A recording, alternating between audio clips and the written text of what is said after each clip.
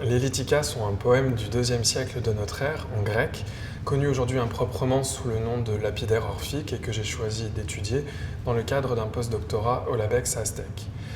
Il s'agit bien d'un lapidaire, c'est-à-dire un texte sur les pierres et leurs propriétés, ce qui dans l'Antiquité gréco-romaine, tout comme en Mésopotamie ou en Égypte ancienne, peut avoir une certaine importance, dans la mesure où les pierres sont utilisées comme ornement, comme cadeau, mais aussi comme remède ou comme offrande pour les dieux.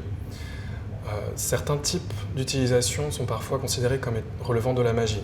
Or, j'avais étudié l'utilisation des animaux dans des pratiques dites magiques de l'Empire romain et j'avais constaté que derrière ce que nous appelons magie se trouve parfois plutôt une approche du divin par le rituel et la nature à travers le merveilleux.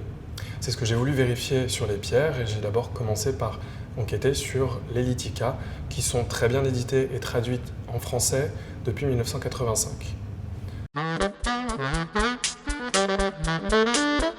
Pourtant, depuis, on se contente de citer le texte des Lithica pour expliquer ponctuellement certains témoignages antiques. Je vais donner un exemple, comme cette pierre exposée dans la galerie de minéralogie du Muséum national d'histoire naturelle, qui est de l'hématite. Les Lithica racontent qu'elle est née du sang d'Ouranos, le ciel, lorsqu'il a été castré par son fils Cronos. Le poème reprend donc un mythe grec bien connu, relatif aux origines de la royauté divine de Zeus, et en tire l'origine d'une pierre. Or, l'hématite est un minéral ferreux que l'on peut broyer et mêler à de l'eau pour obtenir un liquide sanguin, et les remèdes de l'Antiquité la prescrivent pour traiter différents saignements. On la trouve également sous forme d'amulettes, tout comme d'autres pierres, et notamment des gemmes qui portent gravées des images ou des textes. Avec ces images et ces textes gravés, on s'aventure sur le terrain de la magie, un terrain religieux où se mêlent différentes cultures.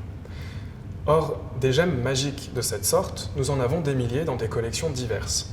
Leur étude est en plein essor aujourd'hui et elle n'a pas fini de révéler ses secrets et on en attend notamment une meilleure compréhension de la transmission et de la construction de nouveaux savoirs religieux à l'époque romaine. Le problème, c'est qu'avant de citer les Lithica pour expliquer ces objets, il n'y a jamais eu d'étude complète du texte. Personne n'a expliqué ses raisons d'être, pourquoi il a été écrit, quels sont ses objectifs et son mode de discours. Ce qui peut tout changer sur notre interprétation des matériels utilisés dans les rituels. C'est ce que j'ai cherché à faire et pour ça, je me suis confronté à deux problèmes. Premièrement, nous ne savons pas qui a écrit ce texte et deuxièmement, nous ne savons pas où. Il faut donc pallier à ce manque d'informations en tirant un maximum de données de l'analyse du texte, des choix de vocabulaire, de ses stratégies d'expression, ainsi que d'un travail de comparaison. Et pour ça, un regard anthropologique peut apporter beaucoup, et j'ai eu la chance au LABEX Aztec de pouvoir communiquer avec des spécialistes d'autres cultures. C'est là que le sujet a commencé à révéler sa véritable portée. Je me suis rendu compte qu'il fallait conserver toute la dimension religieuse et poétique des Lithica, car ce poème est en soi une œuvre qui prend comme sujet des œuvres de la nature, qu'il considère également comme des œuvres divines. Et le savoir sur les pierres est présenté comme un savoir donné par les dieux pour le bonheur d'un sage privilégié.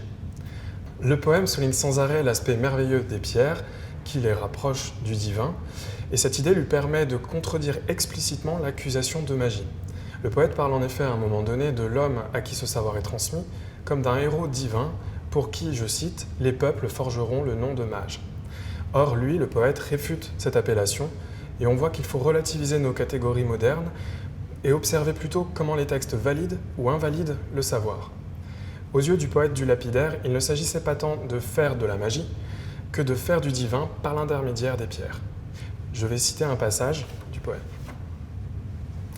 Lorsque, dans mon enfance, le dieu aux longs cheveux se mit à m'enseigner les pratiques du devin, il me fit jurer d'abord en un serment solennel de ne jamais tenir devant les hommes un langage trompeur. Je vais donc te révéler la vérité point par point. Garde à présent au cœur le sens de mes paroles. De la terre provient toute la famille des pierres. On trouve donc en elle une énergie infinie et diverse. Autant que les plantes, les pierres sont puissantes. Grande est la vigueur que possède une plante, mais celle d'une pierre l'est encore bien plus, car sa mère l'a douée en la mettant au monde d'une âme que n'atteigne ni la mort ni la vieillesse.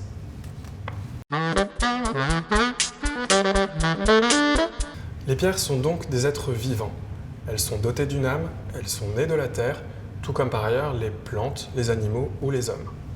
Mais elles sont bien plus, car elles sont puissantes, immortelles et éternellement jeunes. Or, c'est précisément ce qui caractérise aussi les dieux dans la pensée grecque. Cette perspective est tout à fait intéressante dans la mesure où les pierres gravées que l'on appelle les gemmes magiques sont pour beaucoup d'entre elles également des images divines. Et par-delà la magie, il s'agit bien de comprendre comment on conçoit le divin dans l'Antiquité. J'ai pu discuter de cet aspect vivant et divin des pierres avec des anthropologues et grâce au LabEx Aztec, une collègue spécialiste de l'Inde contemporaine et moi-même sommes en train de développer ce sujet de recherche. Les pierres puissantes et vivantes que l'on rencontre dans de multiples cultures nous paraissent être des témoins encore ignorés des multiples manières dont les hommes conçoivent à la fois le vivant et le divin.